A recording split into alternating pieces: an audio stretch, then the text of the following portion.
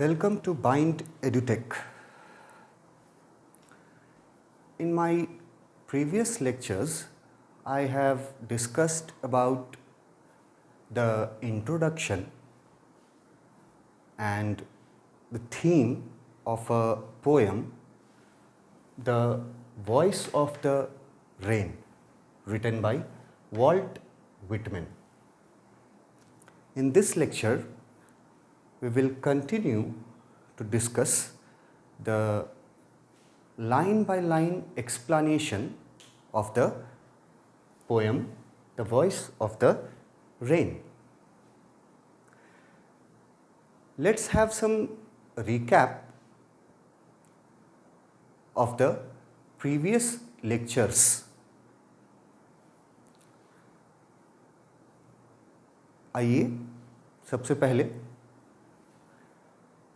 जो previous lectures में मैंने आपको इस पोएम के बारे में बताया है, उन बातों में जो इम्पॉर्टेंट पॉइंट्स हैं उसको एक बार रिकैप कर लें, फिर हम लोग इस पोएम पे वापस आएंगे, पोएम के लाइंस पे। सबसे पहले the voice of the rain, ये जो पोएम है ये एक इमेजिनरी कन्वर्सेशन है between the poet and the soft falling rain. ये हम लोग पहले ही डिस्कस कर चुके हैं अपने प्रीवियस लेक्चर्स में कि ये एक इमेजिनरी कन्वर्सेशन है। इस इमेजिनरी कन्वर्सेशन में पोएट जो हैं वो रेन से एक क्वेश्चन पूछते हैं और रेन उनके क्वेश्चन का आंसर करती है। पोएम के जो बिगिनिंग लाइंस थे उसमें हम लोगों ने देखा है कि ये पोएम शुरू होता है पोएट के क्वेश्चन से, and who art thou, said I to the soft falling shower। यहाँ से ये पोएम शुरू हुआ था। इसका मतलब था कि पोएट जो हैं वो धीमी धीमी हो रही बारिश की बूंदों से एक सवाल पूछते हैं कि तुम कौन हो, Who are you? तुम्हारा आइडेंटिटी क्या है, तुम्हारी पहचान क्या है, तुम कौन हो।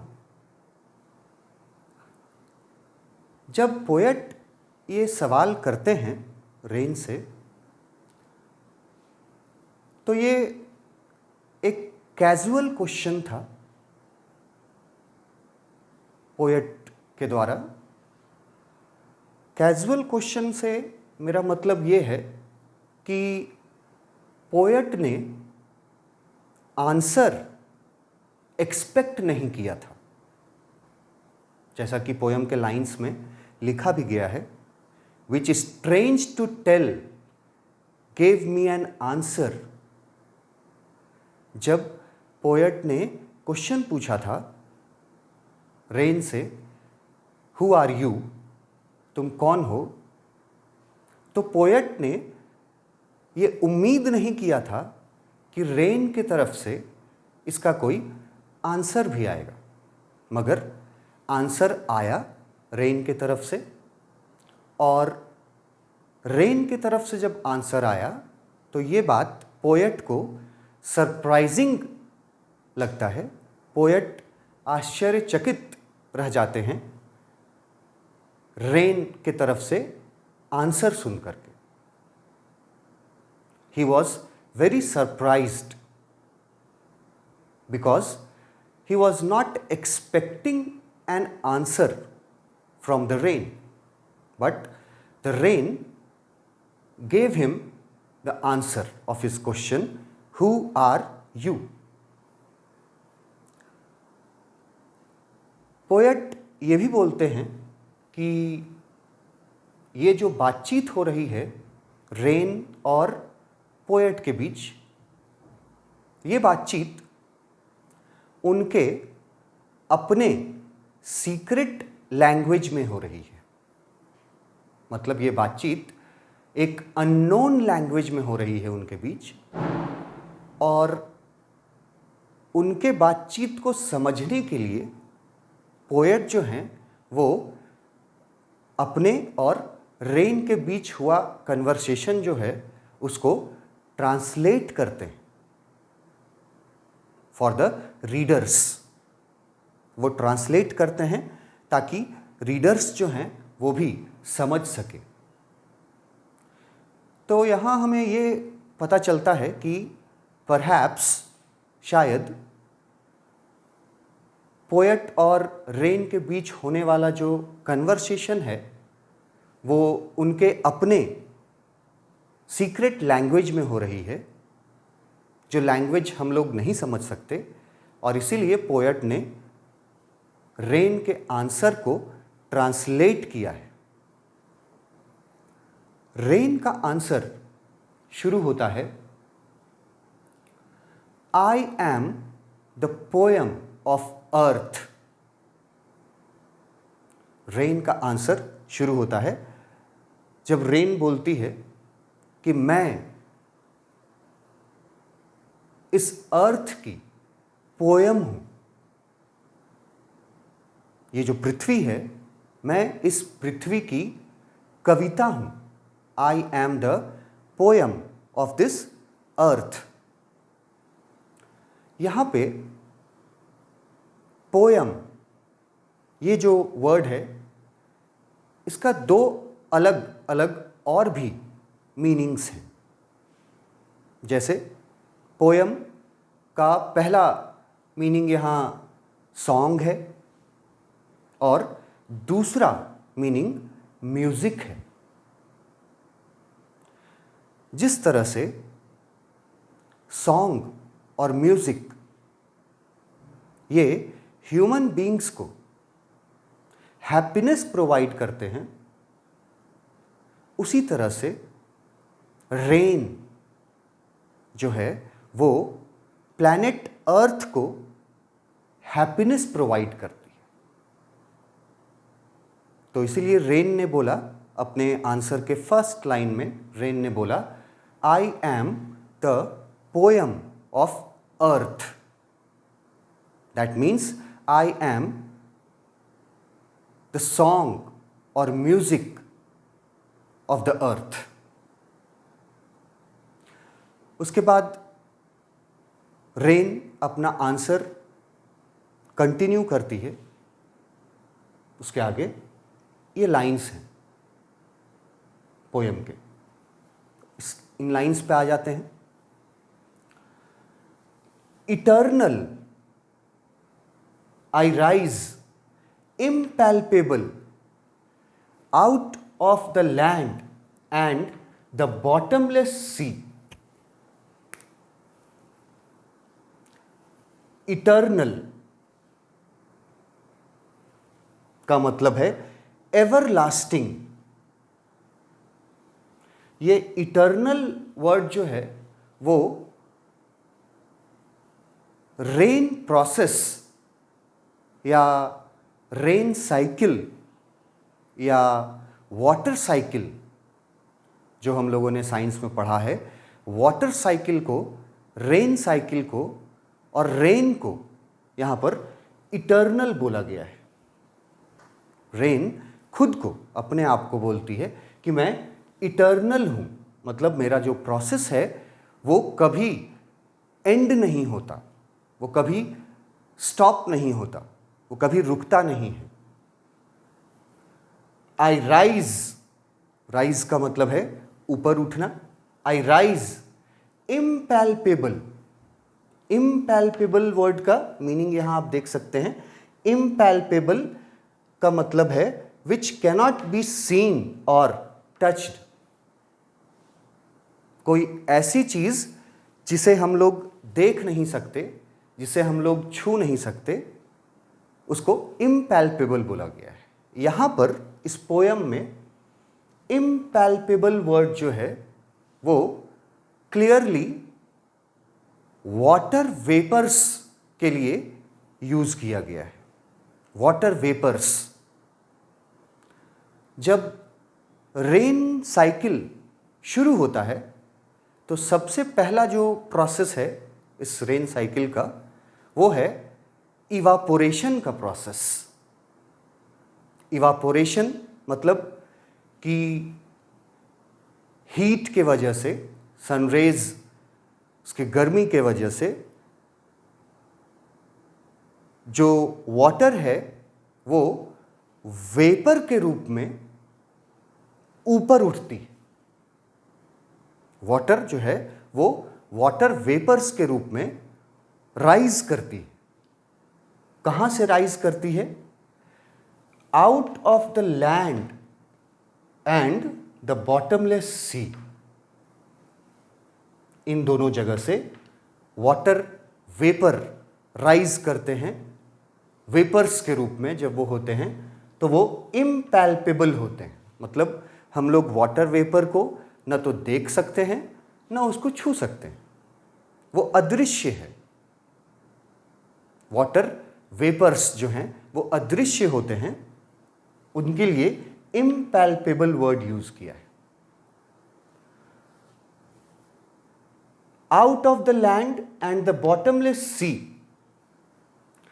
ये लैंड और बॉटमलेस सी ये दोनों जो है वो रेन का, वाटर साइकिल का या रेन साइकिल का ओरिजिन है। ओरिजिन का मतलब सोर्स। सोर्स और ओरिजिन इसका मतलब है कि स्टार्टिंग पॉइंट, बिगिनिंग पॉइंट, जो शुरुआत होता है वाटर साइकिल का या रेन साइकिल का, वो वाटर वेपर्स के रूप में होता है। और वाटर वेपर्स जो हैं वो लैंड से और वाटर बॉडीज से ऊपर उठती। बॉटमलेस सी का यहां ब्रॉड मीनिंग है all the water bodies present on this earth. मतलब ये जो अर्थ है, ये जो धरती है, ये वाटर वेपर्स का ओरिजिनेशन यहां से होता है। ये ओरिजिन है, ये सोर्स है वाटर वेपर्स का। Upward to heaven whence vaguely formed, altogether changed and yet the same। Upward का मतलब होता है ऊपर उठना। हेवन वर्ड जो यूज हुआ है उसका मतलब है यहां स्काई, आसमान, हेवन। फिर यहां वेंस वर्ड जो यूज हुआ है, WHENCE, वेंस, इसका मतलब है वेयर, WHERE, वेयर। यहां वेगली वर्ड है, वेगली। तो वेगली का मतलब है अनक्लियर, और वेगली वर्ड यूज हो रहा है क्लाउड्स के बारे में बताने के लिए। जब वाटर वेपर्स इस लैंड से और बॉटमलेस सी से, मतलब वाटर बॉडीज से वाटर वेपर्स ऊपर जाती हैं, ऊपर उठती हैं, तो वो हेवन में पहुंच जाती हैं। मतलब कि वो स्काई में पहुंच जाती हैं, और स्काई में पहुंचने के बाद उनका फॉर्म जो है वो चेंज हो जाता है। जो वाटर वेपर का फॉर्म था वो चेंज होकर के क्लाउड्स बन जाते हैं। और क्लाउड्स का कोई डेफिनिट शेप और साइज नहीं होता, इसीलिए क्लाउड्स के लिए वर्ड यूज किया गया है वेगली फॉर्म्ड। मतलब वो जब आसमान में जाती है वाटर वेपर्स जब स्काई में पहुंचती है तो वहाँ कोल्ड एटमॉस्फेयर मिलता है। उस कोल्ड एटमॉस्फेयर के वजह से वाटर वेपर जो है वो अपना फॉर्म चेंज कर लेती है और वो वाटर वेपर से बदल जाती है और बन जाती है क्लाउड्स। और क्लाउड्स जो है उनका कोई स्पेसिफिक, कोई डेफिनिट फॉर्म, कोई डेफिनिट शेप, साइज नहीं होता, इसलिए वेगली फॉर्म्ड वर्ड यूज किया गया क्लाउड्स के लिए। ऑल टुगेदर चेंज्ड का मतलब यहां ऑल टुगेदर चेंज्ड का मतलब है कंप्लीटली चेंज्ड, पूरी तरह से बदल जाना। तो वाटर वेपर्स जो हैं वो कंप्लीटली चेंज होकर के बन जाते हैं clouds, all together changed. And yet the same, yet the same का मतलब है कि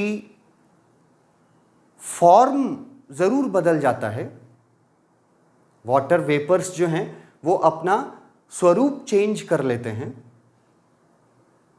क्लाउड्स बन जाते हैं, मगर जो उनका कोर है, जो उनका बेस है वो नहीं बदलता, वो सेम रहता है।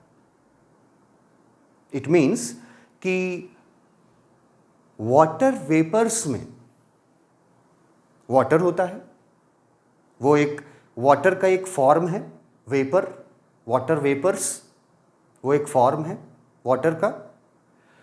वो फॉर्म चेंज हो जाता है और वो पूरी तरह से चेंज होके क्लाउड्स बन जाता है। क्लाउड्स जब बनता है तो फॉर्म चेंज हो गया, वेपर से क्लाउड बन गया, मगर फिर भी उसका जो कोर है वो नहीं बदला। मतलब कि वाटर वेपर के रूप में भी वो वाटर ही था और क्लाउड्स के रूप में भी वो वाटर ही है। अल्टीमेटली वाटर ही है, या आप उसको वेपर्स के रूप में देख लें या आप उसको क्लाउड्स के रूप में देख लें, बोथ कंटेन्स वाटर। इसमें कुछ वर्ड मीनिंग्स मैंने यहां नीचे लिखा है जो मैं अभी डिस्कस कर रहा था, एक बार फिर से देख लें। फर्स्ट वर्ड है इटर्नल, जिसका मतलब है एवरलास्टिंग। ये किसके लिए यूज किया गया इटर्नल वर्ड? ये इटर्नल वर्ड यूज किया गया वाटर साइकिल के लिए, रेन साइकिल के लिए और रेन के लिए। इटर्नल, रेन जो है, रेन का साइकिल जो है, वाटर साइकिल जो है वो इटर्नल होता है। वो जो प्रोसेस है वो कभी रुकता नहीं है, वो चलते रहता है थ्रू आउट। इसलिए इटर्नल बोलिए अपने आप को, वाटर, कि मैं इटर्नल हूं, मेरा प्रोसेस जो है वो कभी रुकता नहीं है।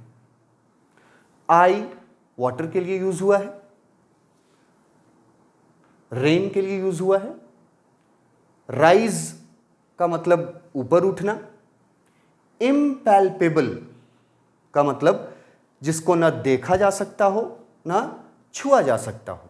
और यहां पर इस पोयम में इम्पैल्पेबल जो है वो वाटर वेपर्स के लिए यूज किया गया है। वाटर वेपर्स जो हैं उनको देखा नहीं जा सकता नेकेड आई से, उनको टच नहीं किया जा सकता, इसलिए उनको इम्पैल्पेबल बोला गया है, वाटर वेपर्स को। फिर बताया गया कि वाटर वेपर्स का सोर्स क्या है, ओरिजिन क्या है, कौन सा वो स्रोत है जिससे ये वेपर्स निकलते हैं। तो यहां बताया गया कि ये वेपर्स लैंड से निकलते हैं और वाटर बॉडीज से निकलते हैं। लैंड पे जितने भी वाटर बॉडीज प्रेजेंट हैं उन सब से वेपर्स जो हैं वो निकलते हैं। तो आप यहां पे कहने का मतलब ये है कि ये प्लैनेट अर्थ जो है, हमारी जो धरती है अर्थ, वो अर्थ रेन का ओरिजिन होती है, रेन का सोर्स होती है। वहीं से, उसी अर्थ से और अर्थ पर प्रेजेंट डिफरेंट वाटर बॉडीज से वाटर वेपर्स के रूप में ये प्रोसेस शुरू होता है। तो इस प्रोसेस का जो ओरिजिन है, जो सोर्स है, वो है land and bottomless sea. In one word, earth, mother earth is the source और origin of the rain cycle. जब वाटर वेपर्स ऊपर की ओर उठती हैं लैंड से और बॉटमलेस सी से निकल करके, तो वो स्काई में पहुंच जाती है। वाटर वेपर्स स्काई में पहुंच जाती है, और स्काई में पहुंचती हैं जब, तो वहां पर उनका जो फॉर्म है, वो फॉर्म पूरी तरह से बदल जाता है। वाटर वेपर्स का फॉर्म पूरी तरह से बदल जाता है, मतलब वो क्लाउड्स बन जाते हैं। हेवन का मतलब है स्काई,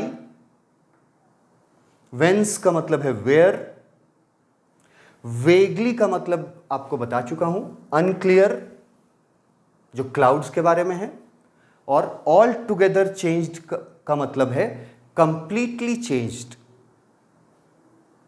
तो जब ये वेपर्स, वाटर वेपर्स जब हेवन में पहुंचती हैं, जब स्काई पे पहुंचती हैं, तो वहां पहुंच करके उनका फॉर्म जो है वो कंप्लीटली चेंज हो जाता है। इसका मतलब ये है कि वाटर वेपर से बदल करके वो बन जाते हैं क्लाउड्स, और क्लाउड्स का कोई डेफिनिट, कोई स्पेसिफिक शेप और साइज नहीं होता, इसीलिए क्लाउड्स को वेगली फॉर्म्ड बोला गया है।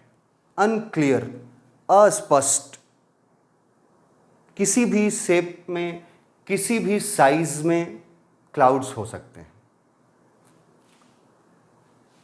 लास्ट में यहां इन लाइंस को देखिए, एंड येट द सेम। यहां पे बताया जा रहा है कि वाटर का सिर्फ फॉर्म बदलता है स्काई में पहुंच करके। फॉर्म बदलता है मतलब कि वो वेपर्स से चेंज होकर के क्लाउड्स बन जाते हैं, मगर उनका जो कोर है, उनका जो सेंट्रल मटेरियल है, जो कोर है, वो नहीं बदलता, वो सेम रहता है। येट द सेम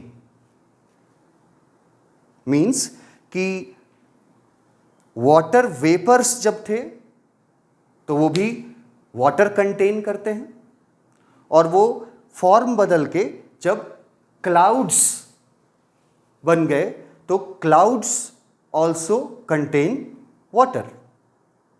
फॉर्म सिर्फ बदल जाता है, कोर जो है वो नहीं बदलता।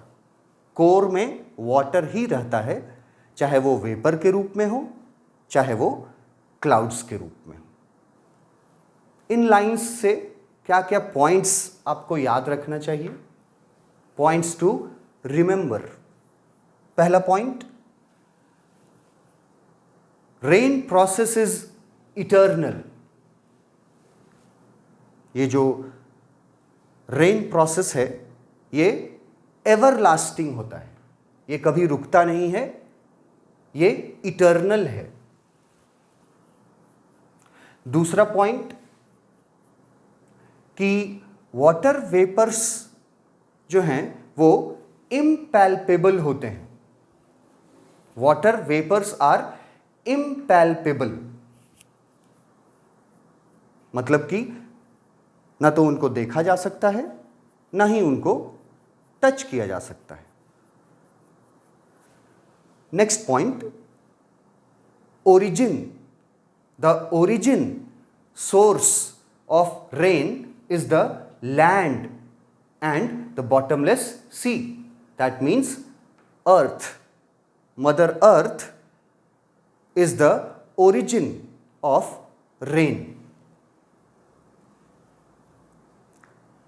यहां से रेन शुरू होती है, रेन का प्रोसेस शुरू होता है वाटर वेपर्स के रूप में। ये वाटर वेपर्स अपना फॉर्म कंप्लीटली चेंज कर लेते हैं in the sky. That is water vapour changes into clouds. Sky में पहुंच करके उनका फॉर्म जो है वो चेंज हो जाता है। क्लाउड्स के लिए पोएम में लाइन वर्ड्स यूज किए गए हैं, वेगली फॉर्म्ड, मतलब unclearly. Clouds have no definite shape and size, that's why they are called vaguely formed. But the core remains the same. सिर्फ फॉर्म चेंज होता है, उसका जो कोर है वो चेंज नहीं होता। और ये कोर का मतलब, यहां कोर का मतलब है water. Water vapor contains water. Clouds also contains water. ये सिर्फ फॉर्म चेंज करता है, वेपर से क्लाउड बन जाता है, लेकिन उसका जो कोर है, मतलब वाटर जो है, वो नहीं चेंज होता। चाहे वेपर्स के रूप में हो, चाहे क्लाउड्स के रूप में है, तो उसके अंदर वाटर ही, रेन ही। ये बताया गया है इन लाइंस में। अब देखते हैं कि अगर इससे क्वेश्चंस पूछा तो किस किस तरह का क्वेश्चन पूछ सकता है इन लाइंस से। सबसे पहले इटर्नल वर्ड से पूछेगा। इटर्नल किसको बोला गया है? कौन सा चीज इटर्नल है? इटर्नल का मतलब क्या है? कोई भी क्वेश्चन पूछ सकता है इस इटर्नल वर्ड से। तो इसके लिए याद रखना है कि इटर्नल जो है वो रेन प्रोसेस को बोला गया है। Rain process is eternal. Rain is eternal. The process of rain never and, it continues.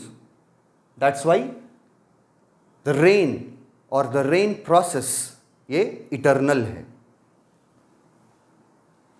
Next question आपसे जो पूछ सकता है वो इस वर्ड से है, इम्पैल्पेबल। इम्पैल्पेबल किसको बोला गया है? इम्पैल्पेबल जो है वो वाटर वेपर्स के लिए यूज किया गया है। वेपर्स,